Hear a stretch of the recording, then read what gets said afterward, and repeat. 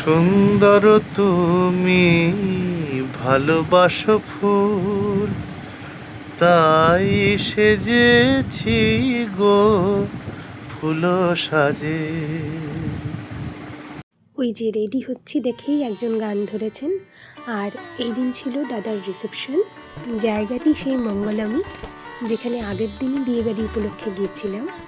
এবং বলার অপেক্ষা রাখে না, এই দিনও ভীষণ সুন্দর করে সবটা সাজানো গোছানো ছিল। তবে এই দিন আমার আর ওর যেতে একটু আমারই একটু বিশেষ কারণে দেরি হয়ে যায়। তবে দেরি যখন হয়েই গেছিলো, আমি ভাবলাম একটু সেই সময়টার সদ্ব্যবহার করা যাক, আর একটু মন দিয়ে ভালো করে সাজার চেষ্টা করেছিলাম।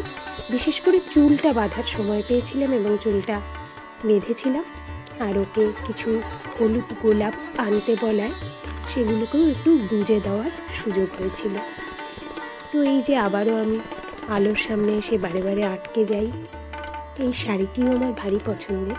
এই শাড়িটি একবার আমার শাশুড়িমা আমার মাকে দিয়েছিলেন, মায়ের থেকে সেটা নিয়ে পরেছিলাম। আর সঙ্গে এই যে সেটটা, সেটাও শাশুড়িমা আমাকেই একবার দিয়েছিলেন। মনে হলো সেটাও একটু পরে নেওয়া যাক, যদিও ব্যাগটা যে ঠিকঠাক নেব একটা তাড়াহুড়োর গুঁতোয় একেবারেই ভুলে গেছি।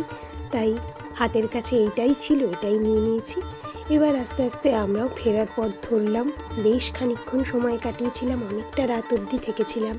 সকলের সঙ্গে গল্প গুজব হই হুল্লোড় করে সময়টা খুব সুন্দর কেটেছিল। এন্ট্রান্সটা আরও একবার ভালো করে দেখিয়ে দিই। খুব সুন্দর করে সাজানো ছিল, ভীষণ সুন্দর দেখতে লাগছিল। অন্যদিকে বাড়ি ফিরেই আরেকজন গান ধরলেন। দূরে ওই নীল আকাশের লক্ষ্য তারা জানা, কাছেই নীলাম্বরীর চুমকি জরি ঢালা, অপরূপ চন্দ্রকলা, না তোমার চন্দ্রহারের গড়ন, নাকি তোমার দুটি কাজল কালো নয়ন।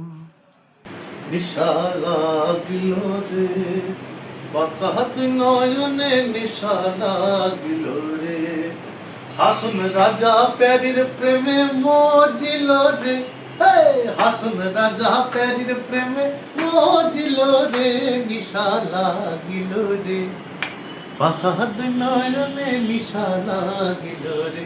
বাড়ি ফিরে ফুলগুলোর একটু ছবি তুলে রাখলাম। হলুদ গোলাপ যে আমার ভীষণ পছন্দের। আর এদিকে এই যে সব লণ্ডভণ্ড হয়ে আছে, এবার এগুলো গোছাতেই রাত কাবার।